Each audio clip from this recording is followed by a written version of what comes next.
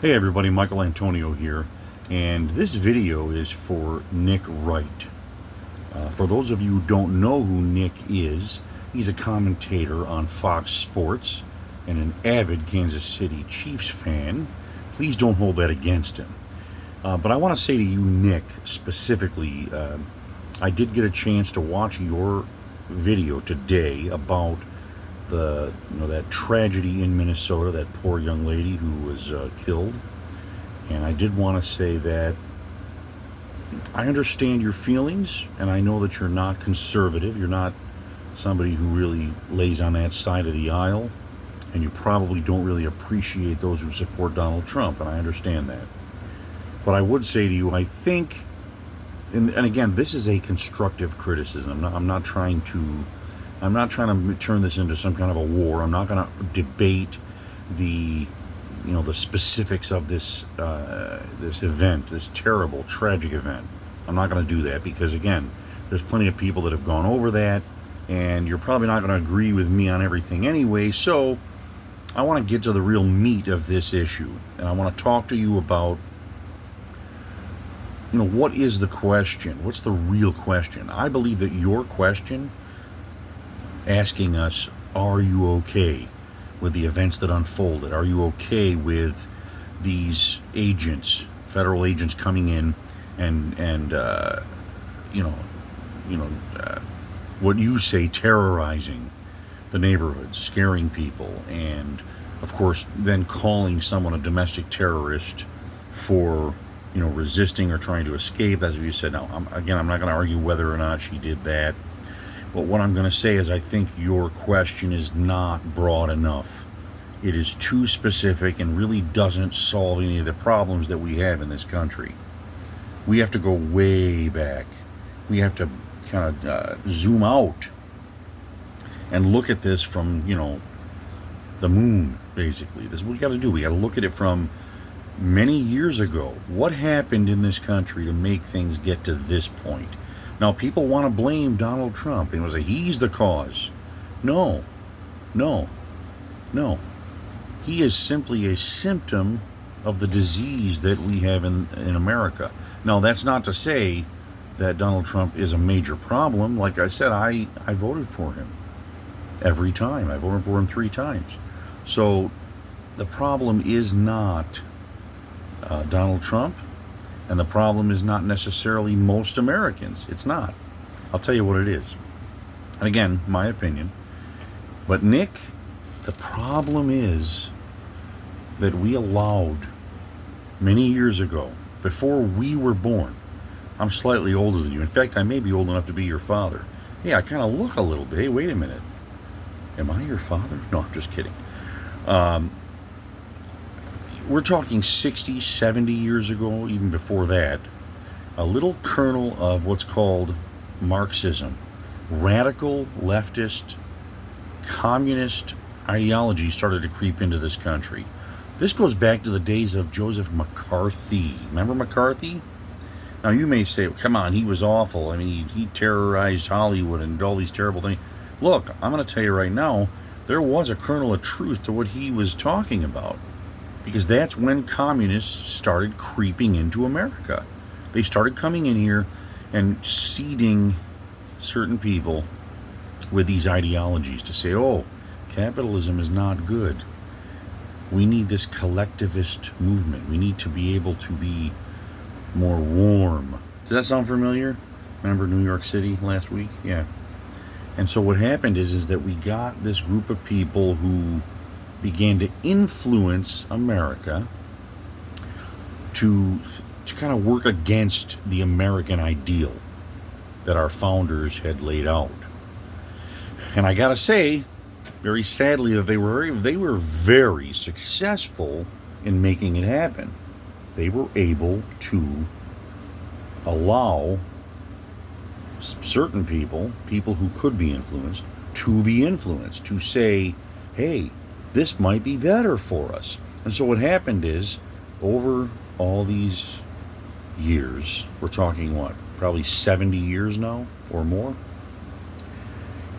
many Americans began to take on these ideas. Now, granted, it is a minority still, But they have usually the minority that is more radical, okay, which is communism, the Marxists. They usually are louder and they make a bigger difference because of that. They're very good at it because that's their life. They live it. They have such conviction, so much more than most Americans, that they will do bad things. And we saw that. We saw certain elements of that begin to happen, especially in the 70s. You ever heard of the Weather Underground?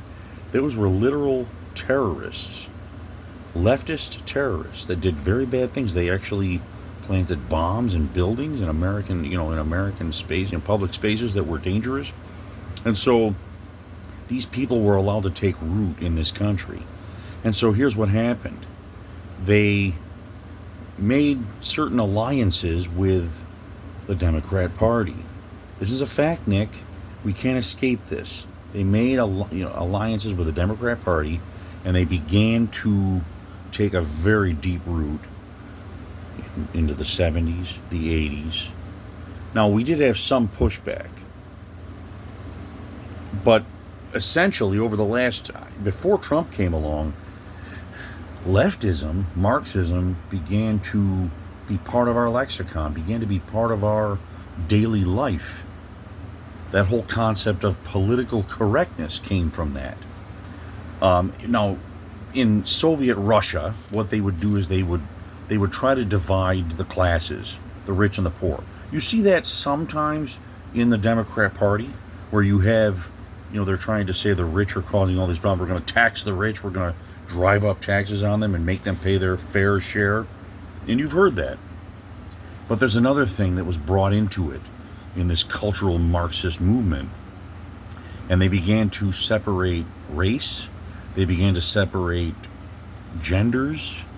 They began to separate sexual orientations. And you saw that in large part in the last 20 years. It got so strong, people began to get sick of it. And so now enter Donald Trump. And what happened is Donald Trump, he turned that idea on its head. And he began to say, he was the one that had the courage to say, nuh-uh, we're not going to follow that path. It's a dangerous path. It's a bad path. Now, he was saying this even in the 80s. Remember, he was talking about some of these government people. Now, he didn't get too specific, but we knew what he was talking about. He didn't want us to go down this path, but we went down the path anyway. We went there. And so what happened is that in going there, you create a division. The conservatives began to be harmed by this because society had no more room for them, or at least on the left. The Democrats said, no, we don't have room for people like you. You're not allowed to talk the way you want to. You're not allowed to say certain things. You're not allowed to do certain things. Oh, and if you're too productive, you make too much money, we're going to take more money from you. And we're going to give it to people, in large part, who don't work very often, and they're just stealing from you. And now we see all these things happening now where money is being stolen by the truckload, okay, by our government from the taxpayer, and given to people who broke into this country illegally. And then, speaking of that, then you had a group of people in government, leaders, who allowed our borders to be wide open. And so all of these people, these illegal immigrants, are streaming into America. Unchecked. And again, not to accuse all of them of being bad people, but a few of them were. And what happens when you do that, you create a cultural issue. You create a problem because some of those cultures and some of those nations, and again, this is not about race. It's not. It's about culture. They have different ideas than most Americans. They believe more in communism, socialism, in these things that are damaging to American society. And so what happens is you have this clash of cultures. Now, the cultural Marxists in America love it because they love those cultures. They love that idea of getting rid of capitalism and getting rid of, all the things that Americans hold near and dear. They just eat it up. And so they're happy to let these people come in. And you can say they're not voting, but yes, we've already found out that many of these people, illegals, are voting in our elections. It's already been proven. So what happens? You have this clash. Now here comes Trump. He says, I'm going to change all that. I am going to save America from this disease, from this problem. And guess what happens? The cultural Marxists come along and say, oh, really? We're going to throw a wrench in the mix. And so what happens, you get this propaganda. Now remember, the fascists and the Nazis, under Hitler, what did they do? They created propaganda. They began to call their enemies and their opposition evil and all these things and lie about them, say all these terrible things. This is what the Marxists are doing to Trump. And they got many Democrats to believe them. And so now what do you have? You have, when Trump says, I am going to, just like you said, remember, you did say that Trump ran on deporting illegal aliens, cleaning up this mess. And most Americans voted for that. That's what they wanted. And so when you bring federal agents into these areas to do it, what happens? When you have cultural Marxists in charge of those areas, not only in, the activists that are there, but also governments themselves in many cases, the cities and the states, like places like Oregon and Washington State and Minneapolis and throughout Minnesota. These people are cultural Marxists. That's what they are. They don't want capitalism. They don't want what America was founded upon. They don't. They've already said, they're very clear about it. They're not even afraid to say it. They're not even afraid to say that capitalism evil, socialism great. What did Mamdani say in his speech, his inaugural speech? Remember he talked about the warmth of collectivism? Collectivism is another word for Marxism. Socialism, communism, that's what it is. And what did he call rugged individualism? It was what, cold and something to that effect, like very cold and very evil, essentially. That's what he called it.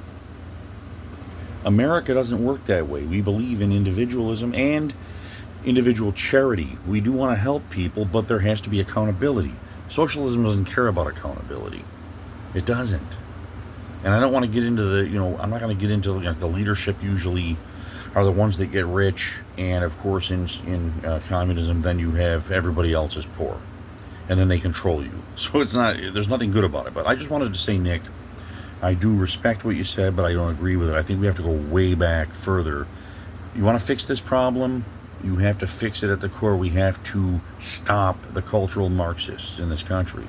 We have to either kick them out of the country or we have to tell them you have no place at the table of leadership because you do not even support our constitutional rights. You can't have people who violate our constitutional rights be in charge of the conversation, let alone any government leadership positions. They can't even be in charge of the conversation. They shouldn't even have a place at the table, because it violates everything that is good and holy about America. I'm sorry, they should not have a place. I'm not saying they can't practice it privately themselves. You want to go start a commune somewhere, and anybody who volunteers to go live with you, that's fantastic. But you don't get to tell the rest of America we have to be like you, and we have to change our whole system. We're not doing it. And this is why we have the conflict right now. Okay, Nick? Do you understand that? This is not just about, Trump evil, Trump bad. He's bringing in these Nazi fascists. No, Trump is not the fascist. MAGA is not the fascists. We're not. It is the cultural Marxists that are the fascists. They are the ones that are the problem, and we need to tell them no more. You don't have a seat at the table. You are not allowed to change this country because you'll destroy it. Anyway, I respect you, but that's it. You're just going to have to understand that. Let's go further back, okay, Nick? Have a great night.